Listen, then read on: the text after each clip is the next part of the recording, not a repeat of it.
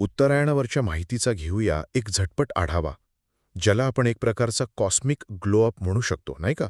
तर साधारण 21 डिसेंबरच्या आसपास सूर्य आपला प्रवास उत्तर दिशेने सुरू करतो आणि याच काळाला आपण उत्तरायण म्हणतो.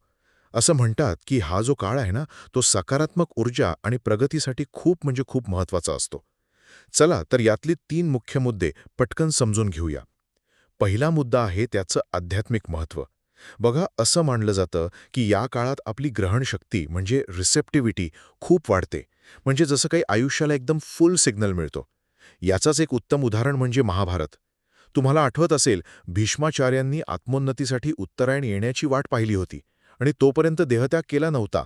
दुसरा मुद्दा जोडलेला आहे निसर्गाशी आणि आपल्या वैयक्तिक वाढीशी.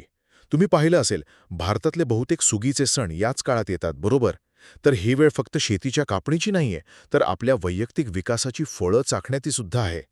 सोप्या भाषेत सांगायचं, दक्षिणायण म्हणजे जणू काही रिसेट मोड आणि उत्तरायण म्हणजे अपग्रेड आणि फोकस मोड. आणि तिसरा, शेवटचा मुद्दा, नैसर्गिक प्रेरणा.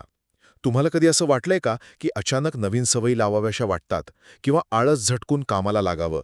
जर असं होत असेल तर तो फक्त योगायोग नाहीये. असं म्हणतात की ही निसर्गाकडून मिळणारी एक नैसर्गिक प्रेरणा असते, एक नॅचरल पुश असतो. थोडक्यात काय, तर उत्तरायण म्हणजे स्वतःला अपग्रेड करण्यासाठी निसर्गानेच दिलेली एक उत्तम संधी आहे.